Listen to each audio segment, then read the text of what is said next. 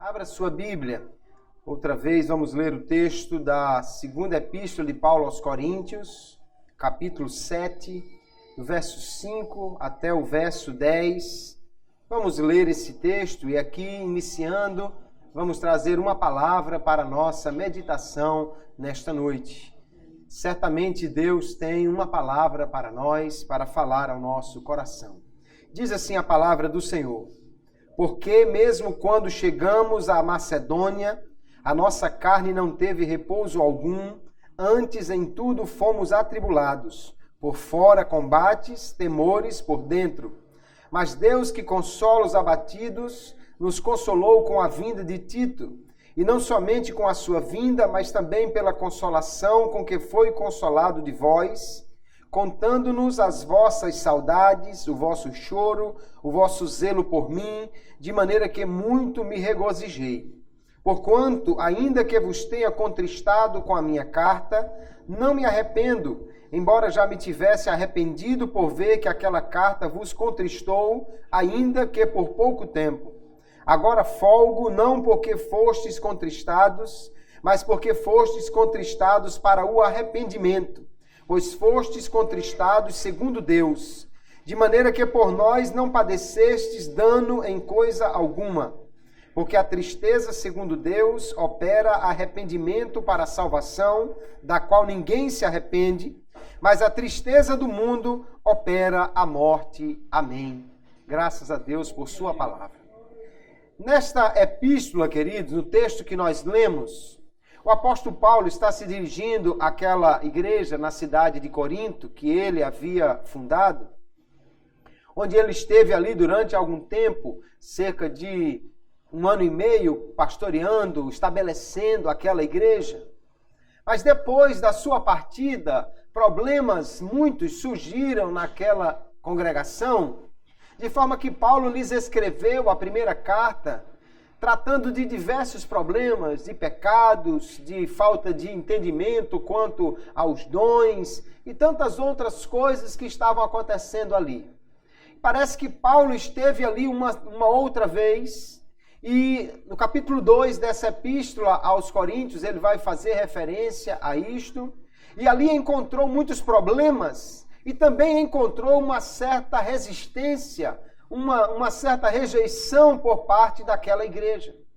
De forma que, saindo dali, ele escreveu-lhes uma outra carta, que provavelmente não foi preservada, e nesta carta ele foi muito forte. Ele falou palavras muito duras, ele falou palavras de conserto com aquela igreja. Como um pai que está corrigindo, disciplinando um filho, assim o apóstolo Paulo fez com aquela igreja. No entanto, é assim o coração do pai. Ele castiga o filho porque o filho precisa, mas dói mais no pai do que no filho, né? Se não no corpo, mas pelo menos na alma. E Paulo ficou então num estado de suspensão. Meu Deus, como será que a igreja recebeu aquela carta? Será que alguém vai se desviar por causa disso? Será que eles vão receber a palavra? Será que eles vão ficar tristes e vão deixar o evangelho? Alguma coisa assim. E ele então aqui, neste texto que nós lemos, ele está expressando essa sua inquietação. Mas ele mandou para lá um obreiro, né? Mandou para lá Tito, para que ele pudesse não somente visitar aquela igreja, mas também saber como ela estava e trazer notícias. E a notícia que Tito traz é que a igreja recebeu aquela palavra dura como vinda de Deus. E a igreja se consertou, e a igreja se entristeceu pela palavra dura, mas na mesma hora arrependeu-se dos seus erros. E agora Paulo está dizendo nesta carta, no verso 8, ele diz, olha, eu tinha entristecido vocês com a minha carta e eu me arrependi. Me arrependi por um momento de ter escrito uma carta tão dura.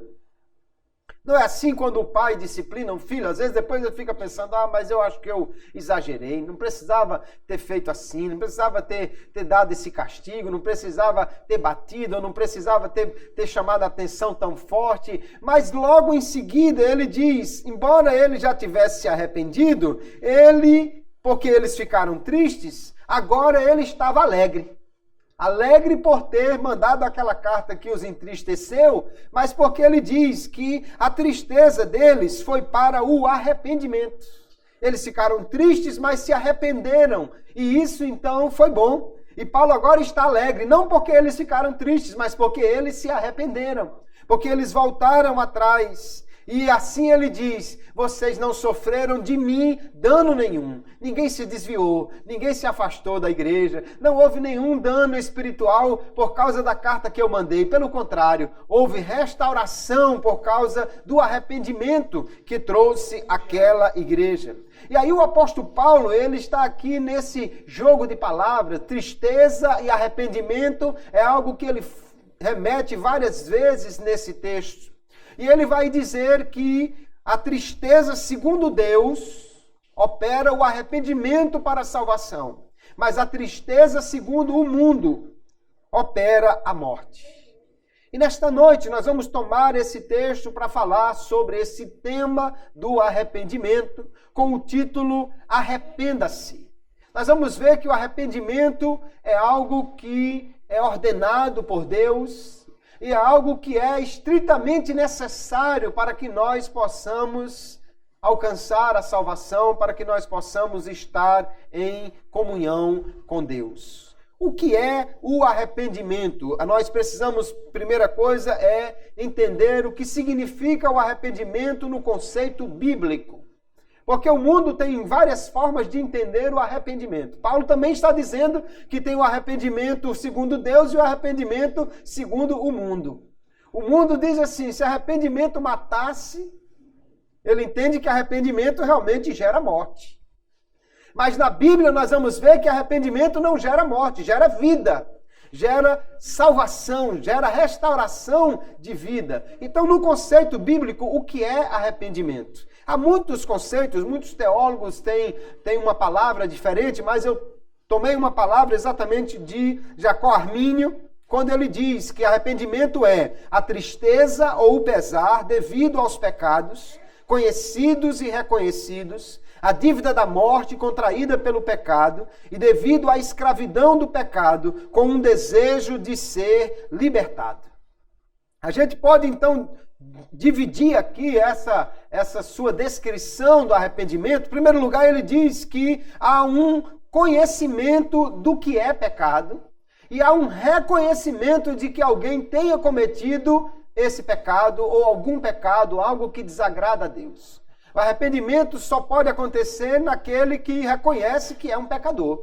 Naquele que reconhece que cometeu o pecado e entende o que é pecado, que é algo que contraria a lei de Deus, que desagrada ao Senhor. E aí vem então esse reconhecimento de que ele cometeu algo que desagrada a Deus e ao mesmo tempo vem essa consciência de que isso traz condenação, morte e, consequentemente, escravidão.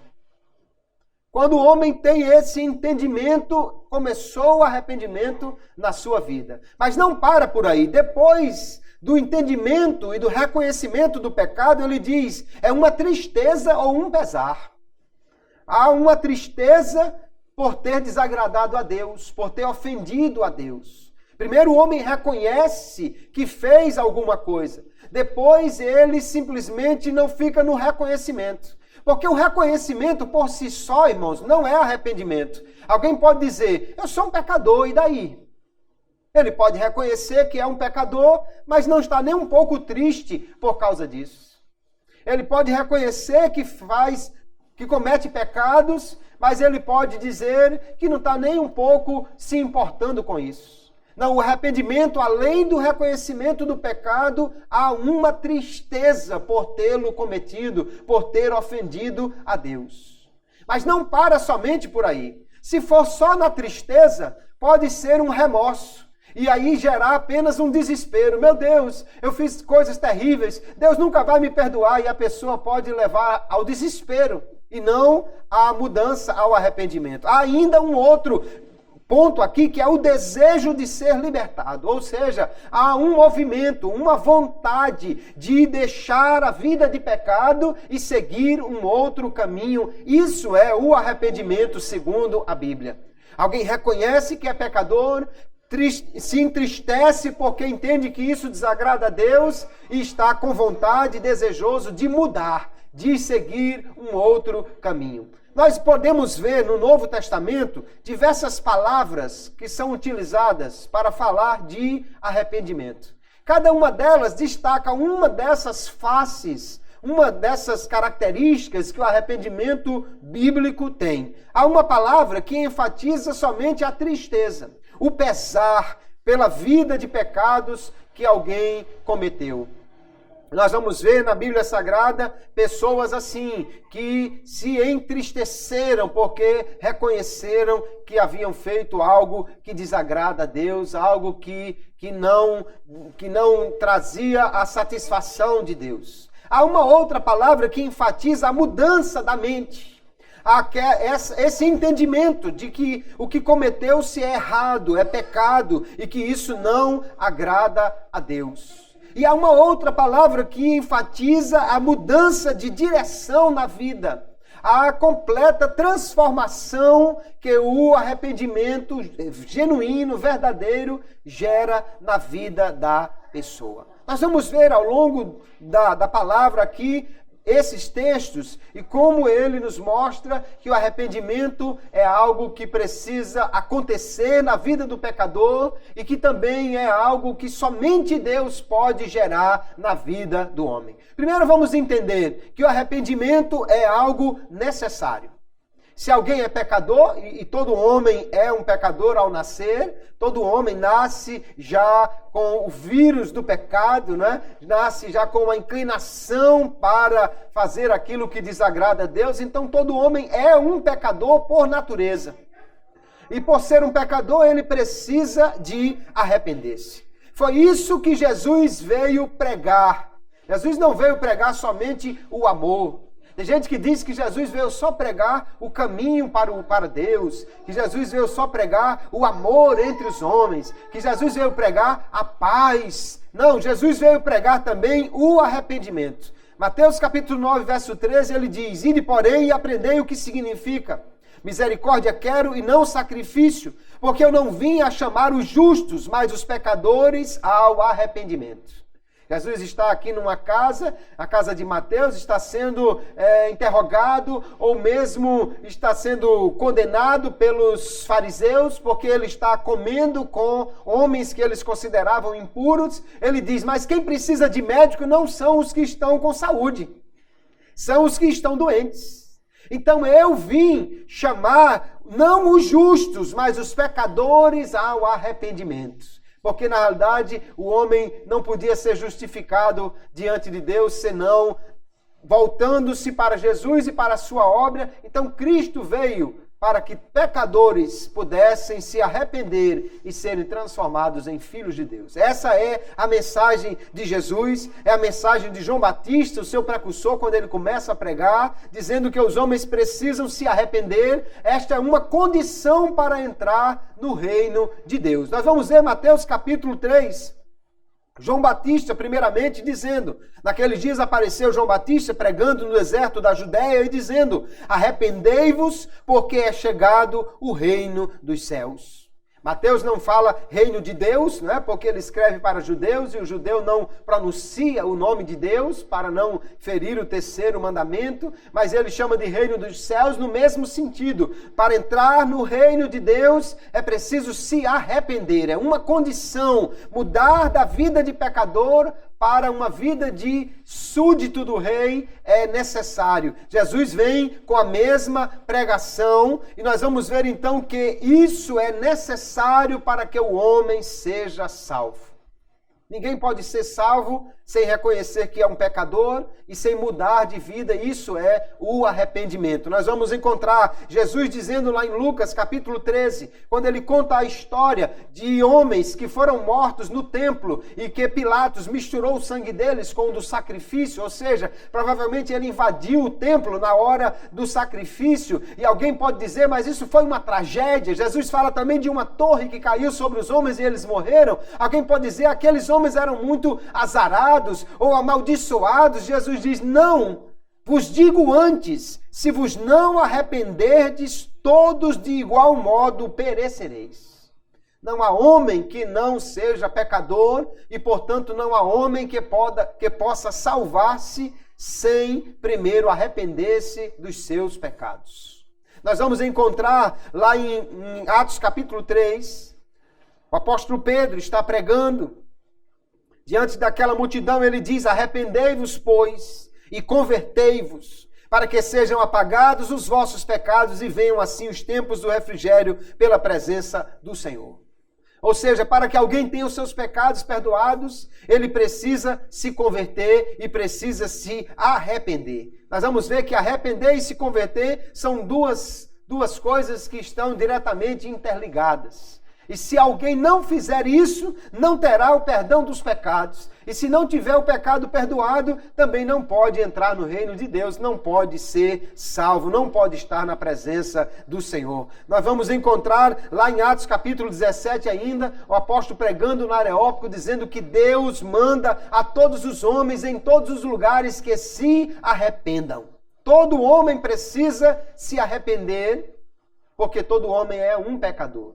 Então nós vamos ver que a Bíblia coloca assim, é necessário para que o homem seja salvo que ele creia em Jesus. Então a fé é necessária, mas também o arrependimento é necessário. Por quê? Porque alguém só pode crer em Jesus como Salvador se primeiro ele reconhecer que é um pecador. Quem não reconhece-se como pecador não precisa de um Salvador. Se o homem não entende que pecou e se ele não quiser deixar essa vida de pecados, ele não pode crer em Jesus como seu Salvador. Assim nós podemos dizer que a fé é a condição da salvação. Para ser salvo, o homem precisa crer. E também podemos dizer que o arrependimento é a condição da fé. Alguém só pode crer em Jesus se ele se arrepender, se ele entender que é um pecador, que ele desagrada a Deus com seu pecado e ele tiver o desejo de voltar-se. É como se fossem, irmãos, dois lados da mesma moeda. Quando alguém dá as costas para o pecado, é o arrependimento. Quando alguém segue em direção a Jesus, é a fé. Quando alguém entende que é pecador, é o arrependimento. Quando ele procura o Salvador, é a fé. Quando ele entende que está desagradando a Deus com a sua forma de viver e deseja agora mudar de vida, é o arrependimento. Quando ele então se volta para Jesus no intuito de servi-lo e ser um filho de Deus, é a fé. Então fé e arrependimento são duas condições que estão unidas. É preciso fé para ser salvo. É preciso se arrepender para poder ter fé em Jesus e buscar o Salvador. Só Ele pode mudar a vida do homem e tirá-lo do seu estado de condenação que nós precisamos reconhecer que é natural ao homem decaído. Glória a Jesus, porque Ele vem nos trazendo este entendimento por sua palavra. Como é que alguém pode se arrepender? Alguém simplesmente olhou assim um dia e disse, não, eu acho que eu sou um pecador e eu vou me arrepender. Não, ninguém se arrepende por sua livre iniciativa. O homem não tem a capacidade, por si só, de entender que é um pecador e de voltar-se para Deus. Primeiro, Deus precisa tocar no seu coração por seu Espírito Santo. Somente o homem que é alcançado pelo Espírito Santo pode entender que é um pecador. Assim nós podemos dizer que Deus é quem leva o homem ao arrependimento. É Deus quem toma a iniciativa, é Deus quem vai ao homem, é Deus quem fala ao seu coração e leva-o a arrepender-se. Nós podemos ver, por exemplo, Romanos capítulo 2, o verso 4, o apóstolo Paulo diz: ou desprezas tu as riquezas da sua benignidade, da benignidade de Deus, e paciência, e longanimidade, ignorando que a benignidade de Deus te leva ao arrependimento? É Deus quem leva o homem ao arrependimento. É a sua bondade, a sua paciência, a sua longanimidade que faz com que aguarde, com que fale pacientemente, até que o homem possa se arrepender. Se Deus não agir no coração do homem, ninguém vai se arrepender. Nós vamos encontrar ainda Atos capítulo 5.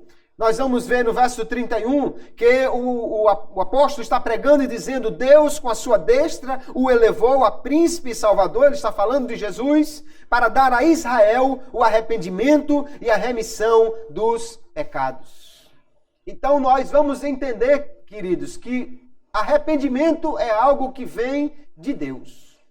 Deus toca no coração do homem para que ele se arrependa. Armínio também entende assim, ele diz: a principal causa eficiente do arrependimento é Deus e Cristo, uma vez que ele é, pelo Espírito, mediador entre Deus e o homem.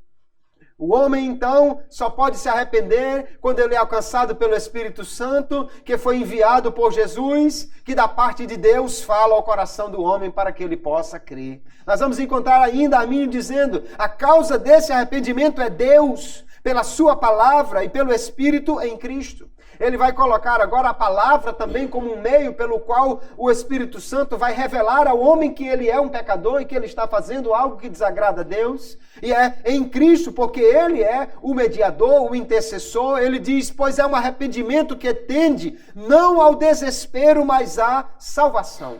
E aí nós vemos que o apóstolo Paulo, aqui no texto que lemos, ele já faz essa distinção. O arrependimento, segundo o mundo, é apenas uma tristeza. E nós vamos encontrar nesse mundo pessoas que estão arrependidas, pessoas que estão desesperadas, pessoas que chegam à depressão. Por quê? Porque fizeram algo, depois descobriram que não devia ter feito, depois se arrependeram disso, mas agora não tem como mudar o passado e eles muitas vezes entram em pânico, em desespero. Imagine alguém que fez algo, até mesmo sem querer, e provocou a morte de uma pessoa querida, provocou um desastre, alguém que, desatento no trânsito por alguma coisa, bateu o carro em alguém, provocou uma morte. Essa pessoa agora é conduzida a uma tristeza, um arrependimento, porque foi olhar, porque foi pegar isso e só leva ao desespero, só leva à morte. Mas o arrependimento, segundo Deus, é o arrependimento de um pecado cometido, mas que tem a esperança de ver que há um Salvador que perdoa os pecados. Alguém que pode trazer uma remissão para este pecado cometido. Por isso, ele diz que o arrependimento é que tende à salvação e não ao desespero. O arrependimento, segundo o mundo, opera a morte, porque só tende ao desespero. Mas o arrependimento, segundo Deus, quando Deus toca no coração do homem, ele se entristece, mas ele muda. Então isso vai levá-lo à salvação e não à derrota, ao desespero. Deus, portanto, é o autor do arrependimento. É ele quem gera a condição para o homem se arrepender. É ele quem toca no coração do homem pelo Espírito Santo. Mas vamos entender uma coisa, irmão. Deus é quem dá a condição para o arrependimento, mas Deus mesmo não se arrepende por ninguém. Deus não se arrepende pelo homem. Ele dá a condição ao homem de se arrepender, fala ao seu coração para que ele possa entender que é um pecador e precisa se arrepender, dá-lhe a graça para querer mudar, mas Deus não se arrepende pelo homem. O homem precisa se arrepender. Aliás, Deus manda que o homem se arrependa. Nós vamos encontrar na Bíblia textos como Atos capítulo 11, verso 18, quando aqui o apóstolo está dizendo: e ouvindo estas coisas, Apaziguaram-se e glorificaram a Deus, dizendo: na verdade, até aos gentios deu Deus o arrependimento para a vida. Veja que foi Deus quem concedeu aqui. Foi Deus quem possibilitou que eles se arrependessem. Mas no mesmo tempo nós vamos entender que Deus manda que o homem se arrependa, como já citamos Atos capítulo 17, o verso 30, que Paulo diz que Deus manda a todos os homens em todos os lugares que se arrependam. Então podemos entender o arrependimento assim. Eu quero citar outro teólogo aqui que diz: o arrependimento origina-se do ato gracioso de Deus em Jesus Cristo, por intermédio de quem nossos olhos são iluminados, nosso coração é convencido da culpa e nossa vontade é habilitada para renegarmos o pecado e a escravidão e entrarmos na vida e liberdade eterna, graças a Deus. Glória a Jesus. Veja que é Deus quem toca no coração do homem, queridos, para que ele possa, em primeiro lugar, o Espírito Santo vai iluminar a sua mente, vai convencer o seu coração e vai habilitar a sua vontade para que ele possa desejar voltar-se para Deus em arrependimento, em desejo de salvação. Por isso é que o homem pode se arrepender e crer.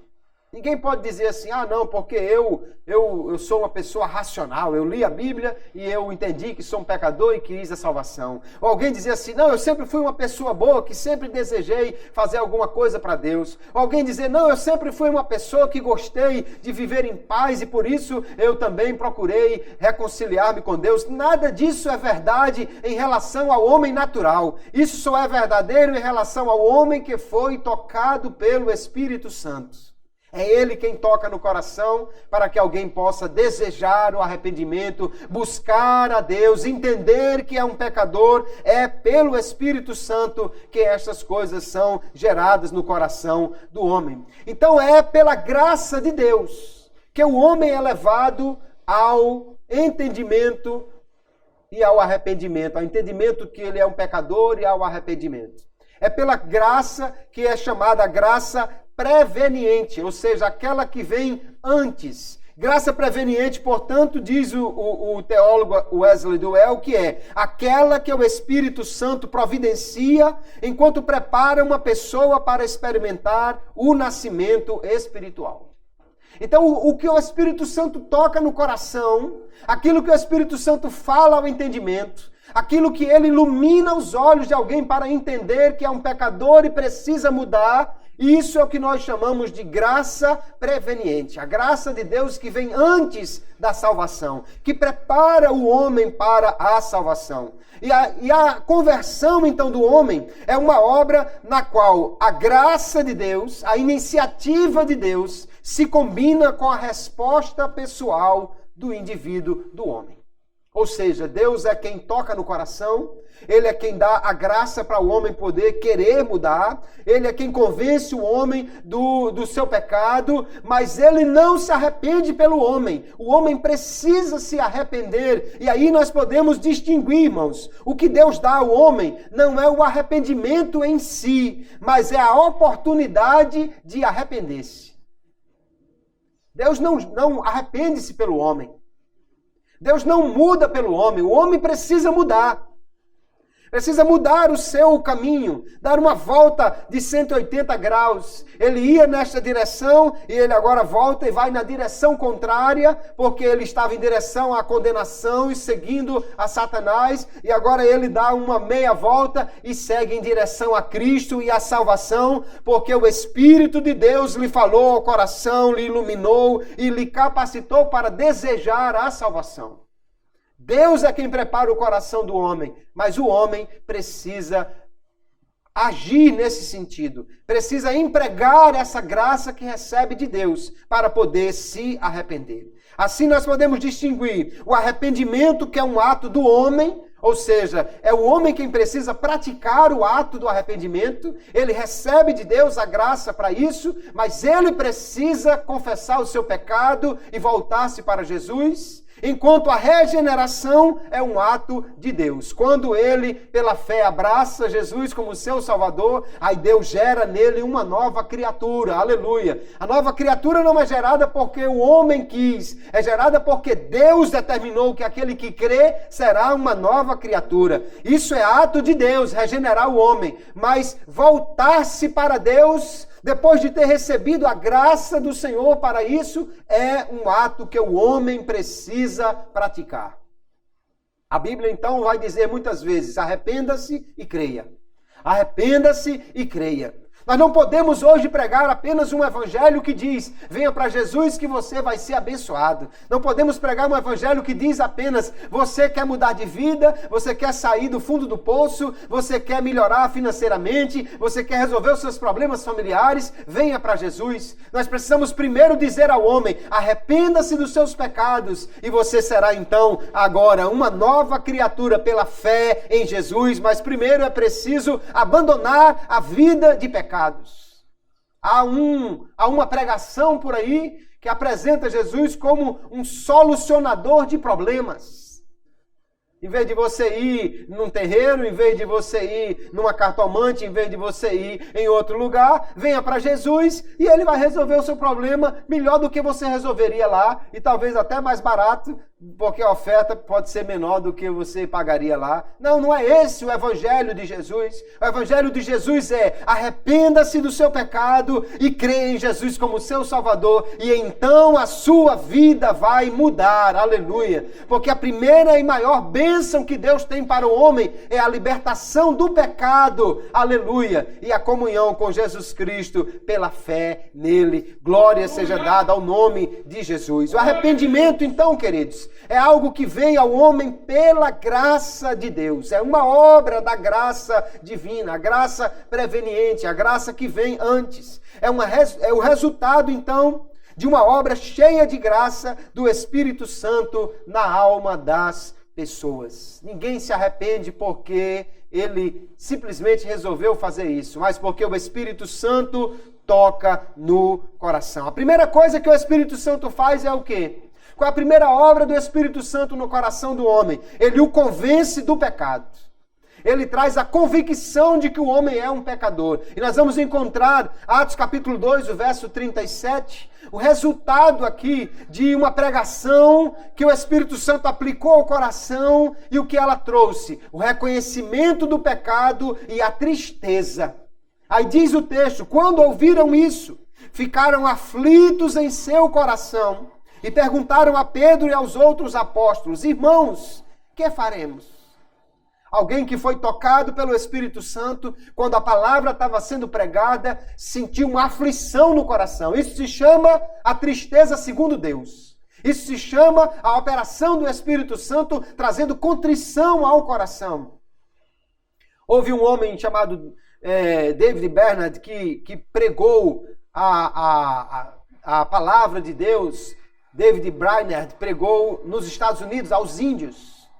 E ele diz que quando pregava a palavra de Deus com unção, chorando, ele diz que os índios rolavam no chão, apertando a barriga, dizendo que dava uma dor dentro deles.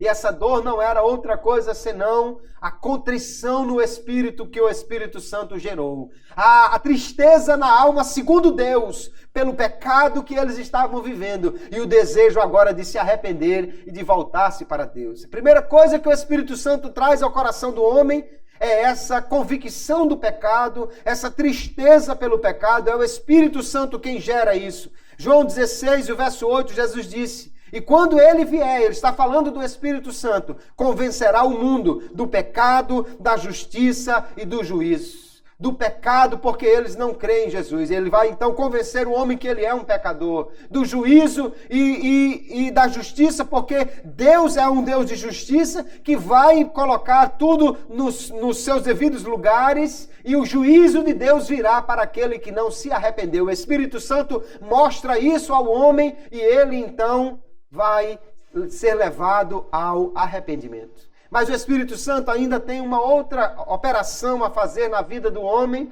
para que ele possa realmente se arrepender e mudar, que é a capacidade, o desejo de confessar o seu pecado. Uma coisa é eu dizer, irmão, o mundo está no pecado. Uma coisa é eu dizer, irmão, as pessoas vivem pecando.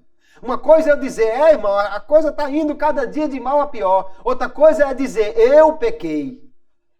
Uma coisa é dizer que todo mundo está pecando, que existe pecado por aí em todo lugar. Outra coisa é reconhecer a minha culpa pessoal, algo que eu fiz que desagradou a Deus. Quando eu reconheço isso, eu confesso que sou um pecador. Eu reconheço que sou um pecador. No Salmo 32, o salmista diz, o verso 5, confessei-te o meu pecado e a minha maldade não encobri. Dizia eu, confessarei ao Senhor as minhas transgressões e tu perdoaste a maldade do meu pecado. Há uma necessidade, irmãos, do pecador reconhecer o seu pecado e confessar. O escritor dos Provérbios vai dizer, aquele que confessa e deixa alcançará misericórdia. Há muitas pessoas que estão vivendo com pecado encoberto.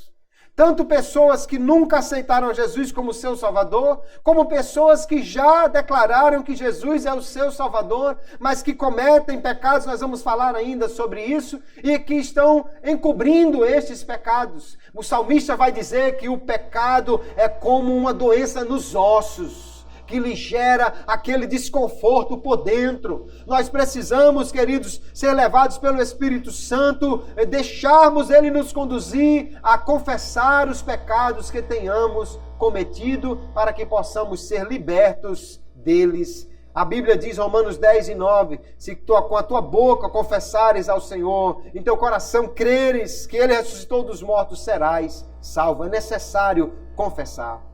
Então, quando o homem entende isso, quando o homem acolhe a ação do Espírito Santo no coração, que gera a convicção, que gera a tristeza e que gera a confissão, o reconhecimento, aí ele decide voltar-se para Deus. E quando ele faz isso, então o pecador recebe ainda mais graça do Espírito Santo, ele então vai corresponder a essa ação e mais graça receberá de Deus e terá a sua vida realmente transformada. Veja, Atos capítulo 26, o apóstolo Paulo vai dizer, antes, ele está dizendo aos reis, às autoridades diante de quem ele está, dizendo, antes anunciei primeiramente aos que estão em Damasco, depois em Jerusalém, e por toda a terra da Judéia e também aos gentios. Primeiro, que se arrependessem e se convertessem a Deus, praticando obras dignas de arrependimento.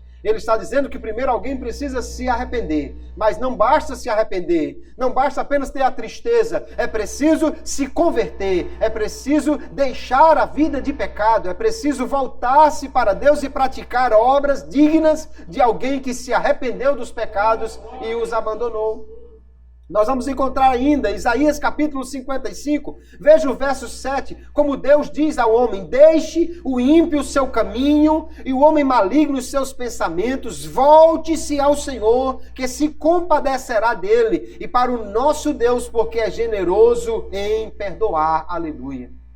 É preciso que o pecador entenda, irmãos. Eu estou falando o pecador que nem conhece Jesus e o pecador, o crente que também às vezes comete coisas que não agradam a Deus. É preciso entender que o arrependimento genuíno só se completa quando o homem abandona o seu pecado, quando ele confessa. A quem ele vai confessar? A Deus em primeiro lugar, é o reconhecimento necessário. A alguém que foi atingido por aquele pecado, também para que haja um perdão. Ou se foi à igreja, ele precisa procurar a direção da igreja para que possa então ser orientado e tomada alguma providência. Mas se o homem simplesmente continua na prática do pecado, ou ele fica com esse pecado sem confessar a Deus e se arrepender, ele jamais alcançará o legítimo arrependimento e o perdão dos pecados. Então é Deus, por sua graça, por seu Espírito Santo, quem aplica a verdade do Evangelho ao coração do homem, quem mostra ao homem que ele é o pecador, quem ilumina a sua mente para que ele possa entender o que fez e que não agrada a Deus, e lhe concede graça para o ato de arrepender-se. Não é fácil, irmãos. Nunca é fácil pedir perdão a alguém, nem mesmo a Deus. O homem só consegue isso porque o Espírito Santo o conduz. Porque a graça de Deus lhe leva a isso. Agora, o que vemos Paulo distinguir aqui, queridos, é deste genuíno arrependimento que vai levar o homem à salvação, que ele chama de tristeza segundo Deus, e a tristeza segundo o mundo, que é apenas um remorso, mas não é genuíno arrependimento. Arrependimento não é remorso. Por quê? Porque o remorso é de alguém que reconhece que pecou, mas que muitas vezes continua pecando. Reconhece que fez algo de errado, mas não muda a sua vida. E Armínio vai dizer, a forma de arrependimento é a sinceridade do afastamento do mal e do retorno para junto de Deus. Arrependimento genuíno só ocorre, irmãos, quando o homem deixa o pecado e corre para Deus. Quando ele abandona a prática do pecado, se entristece pelo que fez e volta-se para o Senhor, isso é o verdadeiro arrependimento, a tristeza segundo Deus. Olha, na Bíblia nós encontramos algumas pessoas que confessaram os seus pecados, que se declararam pecadores, mas não mudaram, não voltaram atrás, não buscaram a Deus, não se voltaram para o Senhor. E então, isso não é arrependimento, é apenas remorso. Por exemplo, Saul. Saul diz aqui o texto, 1 Samuel, capítulo 15. Deus havia dado uma ordem por meio de Samuel, que ele fosse lá e matasse todos os amalequitas. E o que ele fez? Trouxe o rei como um troféu, e as vacas mais gordas e as ovelhas, segundo ele, para oferecer um sacrifício. Mas Deus não aceita sacrifício de desobediência. Ele devia ter feito o que Deus mandou e não ter inventado alguma outra história. Quando o profeta lhe diz que ele errou, aí ele reconhece e diz: então disse Saul a Samuel, pequei, porquanto tenho traspassado o dito do Senhor e as tuas palavras, porque temi o povo e dei ouvidos à sua voz. Aí você pode pensar, se não tivesse lido o texto, em seguida ele caiu de joelhos, pediu perdão e pediu para o profeta orar por ele. Não, ele disse assim, mas faça o seguinte, faça de conta que não aconteceu nada e vamos comigo lá no meio do povo, para o povo me honrar. Então não houve arrependimento, só houve uma tristeza, um remorso. Irmão, eu pequei, foi mal, desculpa aí Samuel, eu pequei, foi mal, acontece, né, fazer o quê? Mas vamos ali comigo agora. Ele não teve genuíno arrependimento. Nós vamos encontrar também o rei Acabe. Acabe também é confrontado por Elias. Acabe muitas vezes vai receber a repreensão de Deus. E aí diz aqui o texto, sucedeu, pois, que Acabe, ouvindo estas palavras, rasgou as suas vestes e cobriu a sua carne de pano de saco e jejuou e dormia em cima de sacos e andava mansamente.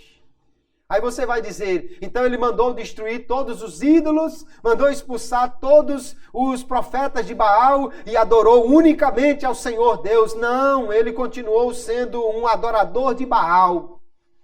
Continuou sendo um adorador de Aserá, a consorte de Baal, e não buscou ao Senhor. Nunca se tornou genuinamente um seguidor de Jeová, o Deus de Israel. Isso não é arrependimento. Nós vamos encontrar também aqui Judas, talvez o caso mais clássico de um remorso tão grande que, como diz Paulo aqui, é uma tristeza segundo o mundo, mas que só gera morte. Ele traiu Jesus, vendeu Jesus, porque gostava muito das moedas, gostava muito do dinheiro. E a Bíblia já diz que o amor ao dinheiro é a raiz de toda espécie de males. Judas vendeu Jesus. Talvez porque havia descoberto que Jesus não seria aquele líder que iria libertar Israel do governo romano e transformar Judas no tesoureiro da nação. Judas agora estava imaginando, eu pensei que eu ia ser o ministro das finanças do governo, o homem ia tomar o governo e expulsar os romanos, agora ele vem com a história de morrer, ir para a cruz, e ser entregue, e lá vai, eu não quero isso, perdi meu tempo, 3 anos e meio, e agora vou sair daqui de mãos abanando? Não, vou tirar pelo menos algum dinheiro com isso, e foi lá e vendeu Jesus. Alguém quer vender uma ideia de que Judas, não, era um homem bonzinho, na verdade ele fez exatamente o que Deus mandou que ele fizesse, coisa nenhuma. Deus nunca mandou que Judas traísse. Se nós vemos que havia uma profecia a esse respeito, mas não tinha o nome de Judas nela. E também nós só vemos que houve uma profecia que se cumpriu porque aconteceu. Nós olhamos para a realidade e depois olhamos para o passado e vê que alguém havia predito aquilo. Mas há muitas palavras no Antigo Testamento que não aconteceu na vida de Jesus e, portanto, nós não vemos como uma profecia messiânica. Judas foi lá e vendeu Jesus, mas depois arrependeu-se. Mas não é um arrependimento genuíno. Não é o arrependimento que mudou a vida dele. Diz o texto, Mateus 27, então Judas, o que o traíra, vendo que fora condenado, trouxe arrependido as 30 moedas de prata aos príncipes dos sacerdotes e aos anciãos. E aí ele joga as moedas dizendo, pequei, traindo sangue inocente. E os líderes dizem mais ou menos o seguinte, eu não tenho nada a ver com isso. Eu também não aceito nem esse dinheiro de volta, porque é proibido botar dinheiro sujo nas ofertas. E diz o texto que Judas foi embora dali e ele foi enforcar-se. Por quê? Porque a tristeza no seu coração era tristeza, como Paulo diz, segundo o mundo, tristeza do mundo. Ela só opera a morte, leva o homem ao desespero, à depressão. Ele deveria ter feito como Pedro. Pedro também errou. Ele negou Jesus 3 vezes, na frente de todas as pessoas. Na última vez ele estava perjurando, ele estava dizendo que não tinha conhecido Jesus. Talvez, se fosse nordestino, ele diria, eu segue se eu conheço esse homem. Ele estava dizendo de uma forma muito veemente que ele não conhecia Jesus. Mas quando Jesus olhou para ele, o coração de Pedro sentiu uma tristeza. Ele saiu dali chorando. Mas a tristeza que estava no coração de Pedro não era tristeza segundo o mundo, era tristeza segundo Deus. Ele vai se arrepender, ele vai encontrar o Senhor, ele vai voltar-se para o Senhor. Lá em João capítulo 21, Jesus vai falar com ele, Pedro, tu me amas? E Pedro vai dizer, Senhor, eu te amo, então toma conta das minhas ovelhas, Pedro. E Pedro então se tornou este grande líder, este grande pastor de ovelhas, porque ele arrependeu-se realmente do que fez. Judas teve apenas remorso. Nós já lemos aqui que a palavra diz, Deus é rico, é generoso em perdoar. Se Judas tivesse se voltado para o Senhor, ele o teria perdoado? Sim, obviamente que sim. Ainda que ele tivesse cumprindo uma profecia de trair, ele não precisava morrer por causa disso. Ele poderia pedir perdão e certamente seria perdoado.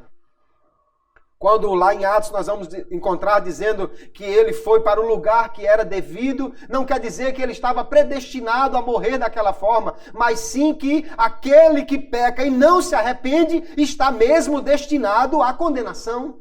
E foi o que aconteceu com ele. Então o verdadeiro arrependimento, queridos, envolve o abandono do pecado, envolve deixar aquela prática e voltar-se para Deus, buscando dele o perdão, a restauração, a reconciliação. Aquele remorso é apenas a tristeza do mundo, mas o genuíno arrependimento é a tristeza segundo Deus, porque é Deus quem toca no coração do homem para que ele possa se arrepender. E quando alguém se arrepende realmente, ele vai mostrar frutos do arrependimento. Que são frutos do arrependimento? São obras dignas de quem anda em novidade de vida.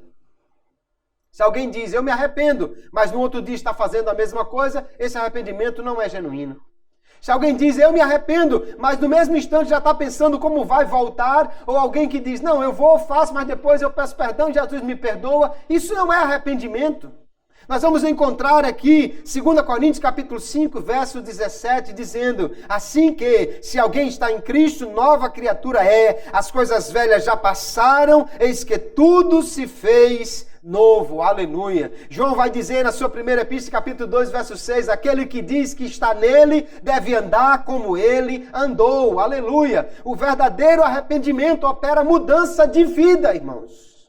Alguém diz, eu estou arrependido, eu preciso ver. Se ele voltar à mesma prática, eu desconfio do seu arrependimento. Mas se ele permanecer buscando a Deus, então houve um genuíno arrependimento. Porque a tristeza, segundo Deus, não só gera um pesar pelo pecado, mas gera também uma repulsa ao pecado. Gera também um ódio ao pecado. Gera também um desejo de não voltar mais àquela prática.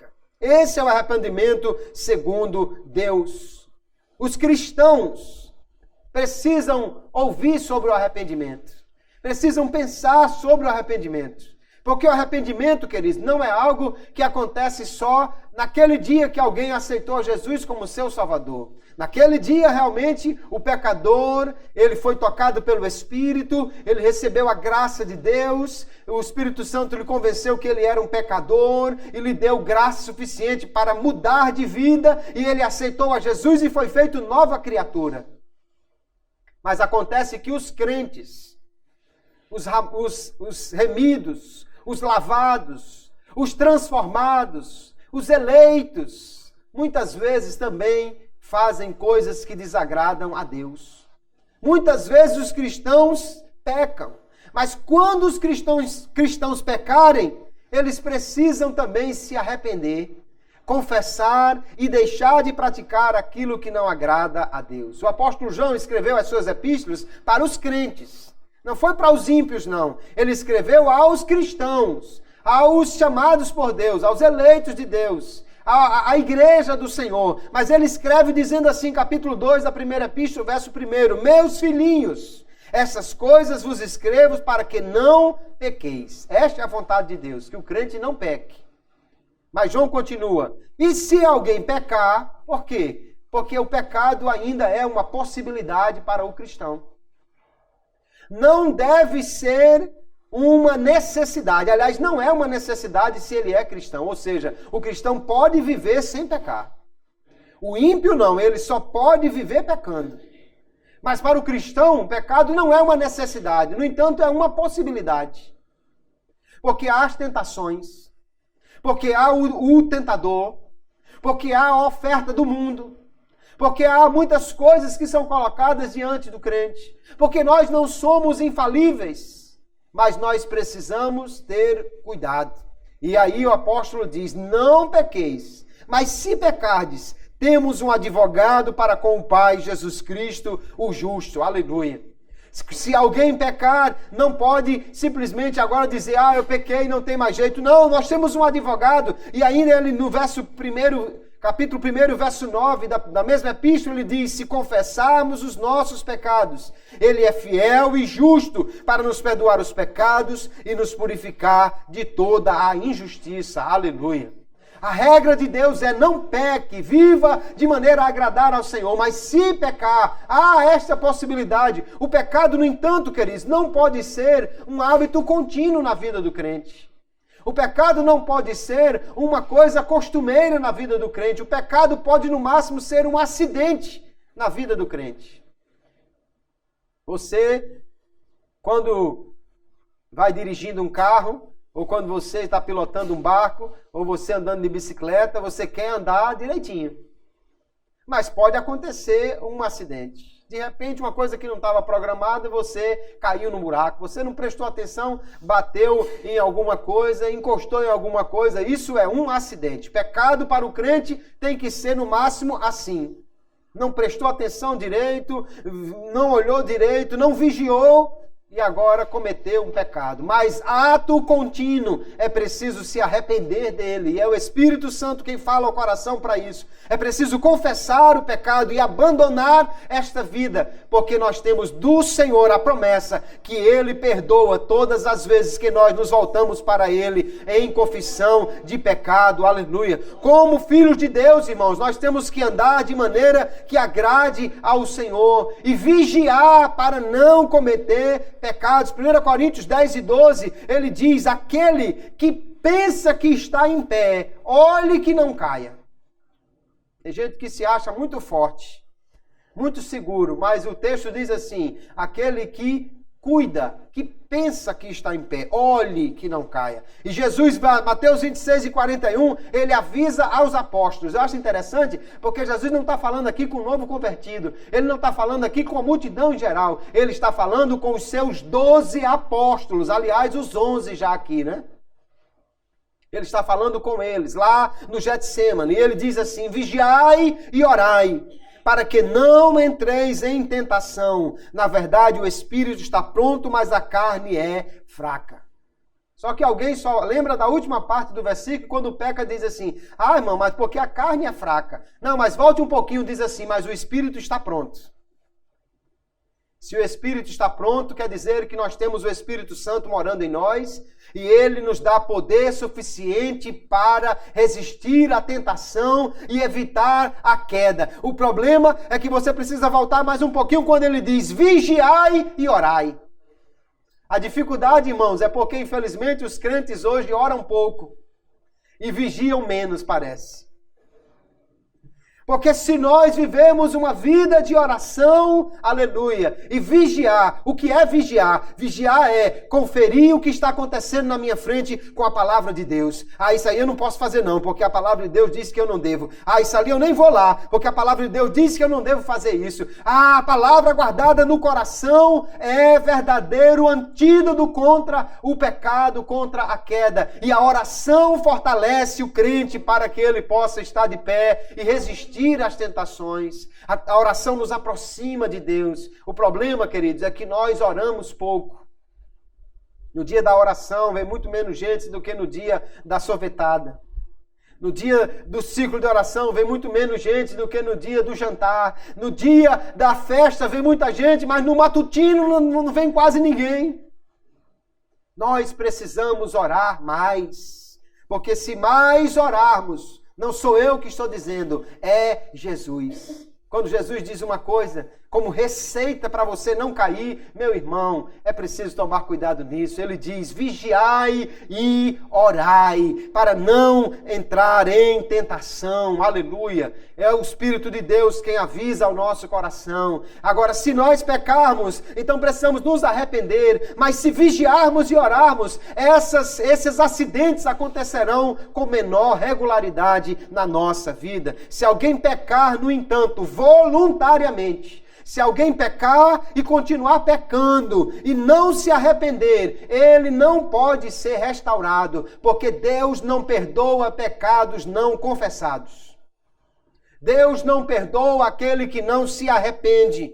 Hebreus capítulo 10, veja o texto, verso 26. Porque se voluntariamente continuarmos no pecado, depois de termos recebido pleno conhecimento da verdade, já não resta mais sacrifício pelos pecados, mas uma expectação terrível de juízo e um ardor de fogo que há de devorar os adversários. Ele diz, se voluntariamente continuarmos no pecado. Ele não está dizendo de um acidente, ele está dizendo de alguém que peca e continua pecando. Irmão, mas é porque é isso mesmo. Irmão, é porque é da vida. Irmão, é porque a carne é fraca e continua pecando e pecando e pecando. Então ele diz, se ele já conhece a verdade, mas não se arrepende e continua pecando, não há mais sacrifício pelos pecados, não há perdão. Por quê? Porque só há perdão para aquele que confessa. O que confessa, receberá perdão. O que deixa, alcançará misericórdia. Mas aquele que continua no pecado, não poderá ser perdoado. Ainda, 2 de Pedro 2:20, eu estou concluindo, ele diz, porquanto se, depois de terem escapado das corrupções do mundo, pelo conhecimento do Senhor e Salvador Jesus Cristo, forem outra vez envolvidos nelas e vencidos, tornou-se-lhes o último estado pior do que o primeiro, porque melhor lhes fora não conhecerem o caminho da justiça, do que conhecendo desviarem-se do santo mandamento que lhes fora dado. Olha o que Pedro está dizendo. Se você já conhece a Jesus, se você já foi salvo porque conheceu Jesus, abraçou Jesus pela fé, então agora, se depois de já ter escapado das corrupções do mundo, alguém se deixa vencer e ser envolvido nelas. Por isso o escritor diz assim, deixando o pecado, o embaraço. O embaraço, irmãos, é aquilo que não é ainda pecado, mas atrapalha. Só que o embaraço leva à queda e ao pecado. Às vezes alguém pode dizer, irmão, mas isso não tem nada a ver. Mas a pergunta é, edifica a sua vida? Se não edifica a sua vida, saia fora desse embaraço, meu irmão. Irmão, isso não tem nada a ver. O pessoal ali é gente boa, eu estou indo lá com eles ficam bebendo, mas eu não bebo não. Isso é um embaraço. Isso vai prejudicar a sua vida espiritual. Não, irmão, a gente fica ali conversando, tem umas lorotas ali no meio, mas é porque são meus amigos, mas não tem nada a ver. Não tem nada a ver, isso é um embaraço.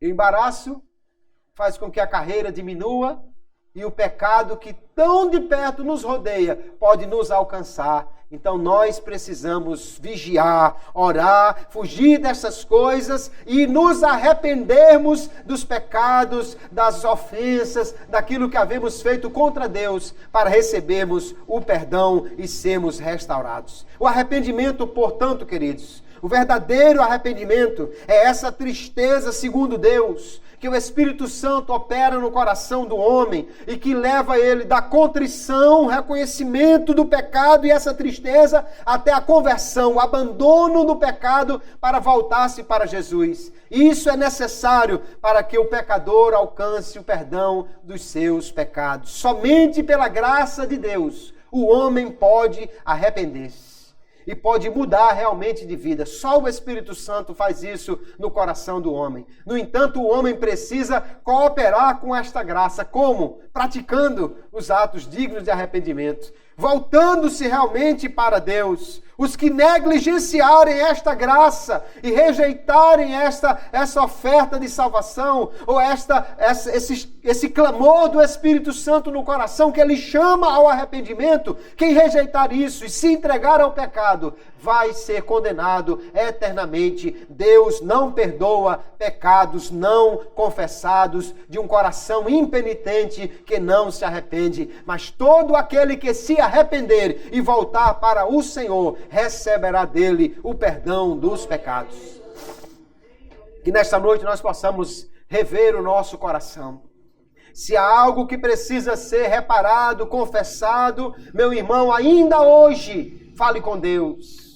Se há algo que precisa ser levado a um entendimento com a direção da igreja, eu estou pronto para conversar com alguém que necessite de orientação, de uma reparação que seja feita de outra forma. Mas não deixe que o pecado lhe afaste de Deus. Não deixe que a vergonha de tê-lo cometido o impeça de se restaurar. Mas viva agora uma vida nova, uma vida de oração, vigiando, buscando, porque o Senhor está às portas. E Ele vem buscar um povo que foi perdoado, restaurado. Um povo que se arrependeu dos seus pecados e que tem agora uma nova vida com Jesus. Aleluia. O pecado é coisa séria e afasta realmente o homem de Deus. Mas todo aquele que se voltar ao Senhor em arrependimento, receberá dele o perdão dos pecados, a remissão das iniquidades e uma nova vida em Cristo Jesus. Amém, queridos?